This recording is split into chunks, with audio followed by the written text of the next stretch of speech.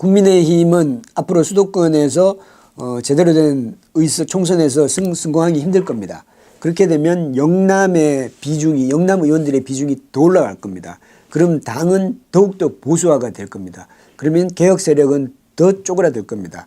그렇게 해서 당은 영남, 강남, 소수 기득권 정당화 될 것입니다. 그러나 그것이 과연 얼마나 갈까요? 제가 이제 2006년, 2007년, 2008년 이 무렵에 이제 그때 당시에 이제 한나라당 그리고 청와대를 출입했습니다. 그때 당시가 보수 정치의 정점이었다고 저는 생각합니다. 2006년 지방선거에서 압승을 했고 2007년 대선에서도 기록적인 승리를 거뒀고 2008년 총선에서도 압승을 했습니다. 2008년 총선에서 그때 통합민주당의 의석이 비례대표를 합해서 81석밖에 안 됐습니다. 지금 국민의힘이 108석으로 굉장히 표가 적다라고 하는데 그때 당시에 민주당은 훨씬 더 취약했습니다. 그리고 그때 당시에 한나라당의 의석은 153석이었고요. 한나라당 단독으로. 그리고 친박연대가 14석이 있었고요. 무소속 가운데 한나라당 성향 공천을 못 받아서 무소속으로 나간 의원들 그런 사람들이 15명 정도 있었고요. 그리고 자유선진당 이회창 총재가 이끄는 여기도 거의 보수 성향 정당이죠. 이걸 다 합하면 200석입니다. 이걸 다 합하면 개헌 의석을 갖고 있었던 거죠. 굉장히 강고했습니다. 그런데 이렇게 강고하던 정당이 나중에 자유선진당, 친박연대, 무소속 다 이제 한나라당으로 다 흡수가 됐죠. 지금은 어떻게 108석이 됐을까요? 그때 당시 200석에서 지금 108석이면 거의 절반 정도가 줄어들었는데 2008년도에 지역구 의석을 보면 149석 중에 수도권이 82석, 영남이 63석이었습니다. 수도권, 경기, 인천, 서울.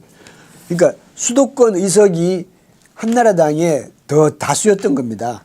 55%가 수도권 의원들이었던 거죠. 이렇게 되면 당이 약간의 개혁 목소리, 중도적인 목소리가 당에 유입이 됩니다. 그렇게 하면서 당이 어느 정도 궤도를 아주 이탈하지 않도록 되게 되어 있습니다.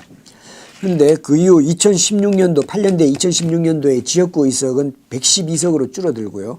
수도권 의석은 37석, 영남 의석은 52석으로 영남이 46.4%로 오히려 메저리티가 됩니다. 이렇게 되면 영남이 주도하게 되는 거죠. 왜냐하면 이때 진박 공천으로 낙천 그리고 낙선되면서 수도권 의석들이 쪼그라든 거죠. 그리고 지난 2024년 4월 총선에서 지역구 의석은 78석입니다. 국민의힘 78석. 수도권은 19석입니다. 이걸 16년 전 2008년과 비교하면 그때 당시에 82석에서 19석이면 4분의 1 이하로 쪼그라든 겁니다. 그리고 영남 의석은 2008년도에 63석이었는데 지금 59석으로 의석수가 절반 이하로 쪼그라들었지만 영남 의석은 오히려 거의 차이가 없고 비중을 더 늘린 겁니다. 그래서 지금 현재는 영남이 차지하는 비용이 3분의 2가 넘습니다. 3분의 2가 됩니다. 이렇게 되면 모든 당의 주류와 흐름은 영남 위주로 흘러가게 될 거고 영남은 상대적으로 수도권이나 이쪽에 비해서 보수적인 유권자들이 많고 그리고 거기에 있는 의원들은 보수적인 목소리를 낼 것이고 그리고 당에서 지도부를 차지할 것이고 그렇게 되면 당은 앞으로도 영남 강남 정당 이상이 되기는 힘듭니다. 이렇게 되면 총선에서 절대 못 이깁니다. 이렇게 해서는 수도권을 포기한 정당이 총선에서 다수당이 될 수는 없습니다. 이렇게 되면 대선에서 어떻게 해서 이길 수는 있습니다. 대선에서 유력한 후보를 내거나 또는 이제 민주당에서 이제 후보가 조금 취약해진다든지 뭐 이전 정부가 조금 실정을 한다든지 뭐 이렇게 해서 어찌해서 윤석열 대통령처럼 대선에서 이길 수는 있지만 과반 의석을 차지하지 못하는 소수 정당 대통령이 될 수밖에 없고 늘 허약하고 무능한 정권이 될 것입니다.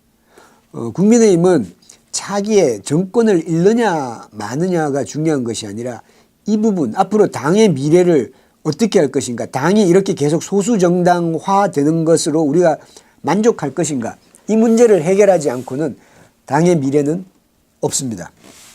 그리고 지금 현재 국민의힘이 얼마나 오른쪽으로 치우쳐 있는가를 보면 지난 12월 10일에서 12일까지 3일 동안 한국갤럽이 여론조사를 실시했습니다.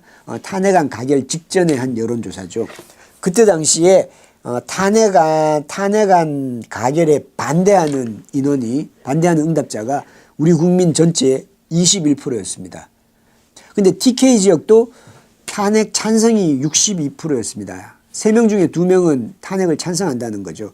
그러면 국민의힘 의원들은 TK에서도 이 3분의 1 응답자, 그리고 전체 국민들 가운데는 5분 20%만 대상으로 지금 정치를 해야 됩니다. 물론 이제 1년 지나면 잊어버리고 그래서 다시 이제 보수 표가 늘어날 것이라는 그런 기대를 갖고 있겠죠. 그리고 당시 같은 조사에서 보수 성향, 내가 보수 성향이라고 하는 분들 가운데 탄핵에 반대한다는 분이 50%였습니다. 그러니까 2명 중에 1명은 반대한다는 거였죠. 그런데 중도는 14%였습니다. 보통 보수, 중도, 진보 이렇게 응답자를 나누는데 어떨 때는 중도 성향의 응답자들이 보수와 진보 성향의 응답자의 가운데 위치할 때도 있고, 어떨 때는 진보 쪽에, 어떨 때는 보수 쪽에 더 가까울 때가 있습니다. 근데 지금 현재 이 조사에서는 중도 14%라는 것은 진보 쪽의 응답자와 거의 차이가 없는 겁니다. 이 중도 쪽도 다 진보 쪽과, 이게 내가 민주당을 좋고 나쁘고가 아니라 다 합리적으로 상식적으로 그렇게 판단한다는 겁니다. 그러면 이 표를 국민의힘이 앞으로 얻기가 힘듭니다. 그러면 결국 최대치를 한다 하더라도 보수 성향 50%, 보수 성향 중에서도 50%, 그러면 결국은 진보 보수를 반반으로 나누면 결국 25%, 최대치가 25%라는 겁니다. 그리고 국민의힘 지지층 가운데 탄핵안에 반대하는 사람이 66%였습니다. 저는 이것이 국민의힘 의원들한테 영향을 미쳤으리라고 봅니다. 왜냐하면 국민의힘 지지층 3명 가운데 2명이 탄핵 반대를 요구하고 있으니까요. 그래서 본인 입장에서는, 특히 영남 의원이라면 탄핵에 반대하는 것이 향후 정치활동 그리고 향후 선거에서 도움이 될 것이라는 판단을 했을 것입니다. 그런데 국민의힘 의원들은 79%가 반대했습니다. 국민의힘 지지하는 응답자들은 66%인데 국민의힘 의원들은 79%입니다. 자, 이걸 보면 우리 국민 가운데 21%만 탄핵에 반대하는데 국민의힘 의원들은 79%가 탄핵에 반대합니다. 그러면 스펙트럼으로 진보를 왼쪽, 보수를 오른쪽으로 놓고 보자면 국민의힘은 지금 어느 정도로 오른쪽에 가 있는 건가요? 보수 중에서도 절반을 해서 더 오른쪽. 이건 거의 극우정당화하고 있는 겁니다. 이 상태로 4년, 8년 정도 계속해서 총선에 계속 지면서 영남, 강남 정당화가 더 가속화된다면 사실상 국민의힘은 극우정당이 되는 겁니다. 극우정당은 이데올로기 측면에서도 위험할 뿐 아니라 능력이 떨어지게 됩니다. 왜냐하면 굉장히 한정된 풀에서 아주 이 세상의 흐름과는 조금 유리된 목소리를 해야지 그 당에서 유리하게 되기 때문에 무능하거나 상식적인 사람들은 인재들이 이쪽 당으로 안 모이게 됩니다. 그래서 출세지향적이거나 아주 생각이 조금 이상한 분들만이 모이는 정당이 될 가능성이 높습니다. 아니면 강남 기득권자들이 오거나 해서 종부세 같은 거 반대하고 이런 이제 기득권 지지 성향의 유권자들이 일부 모이거나, 이렇게 해서는 보수정당의 국민의힘에 미래가 없습니다. 앞으로 보수정당이 나아갈 길은, 국민의힘이 나아갈 길은 저는 크게 조금 장기적으로 보면 2가지라고 봅니다. 하나는 국민의힘이 대호각성하여서 개혁으로서 다시 한번 진정한 보수정당으로 탈바꿈할 것이냐.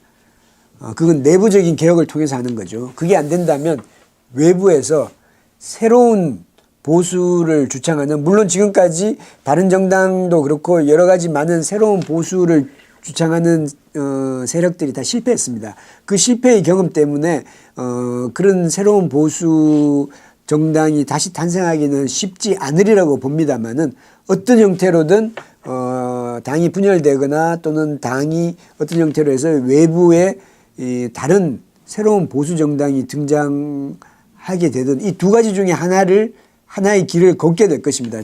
지금 현재 상태로는 국민의힘이 당장 깨지지는 않으려고 봅니다. 아직까지 선거도 많이 남았고, 그리고 지금 국민의힘이 여당으로서 어쨌든 뭐 탄핵이 되는 한이 있더라도, 거대 정당으로서 갖고 있는 이권이 많기 때문에, 쉽사리 이탈하지는 않으려고 봅니다만은, 정당은 영구불변한 것이 아니고, 영국의 자유당, 미국의 휘그당 같은 경우는 없어졌습니다.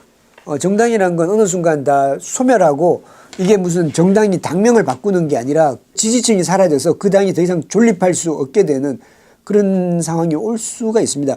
물론 영국의 자유당이나 미국의 휘그당 같은 경우는 이렇게 양대 세력 가운데 중간에 어중간하면서 이렇게 조금 자기 입지를 못 찾아서 이제 몰락한 경우이긴 합니다만, 우리로 치면 이제 과거 안철수 국민의당 같은 경우죠. 뭐 그렇긴 합니다만은 지금 현재 극우 정당 위주로 가게 되더라도 그 당이 계속해서 대중정당으로서 존립하기 힘들이라고 봅니다.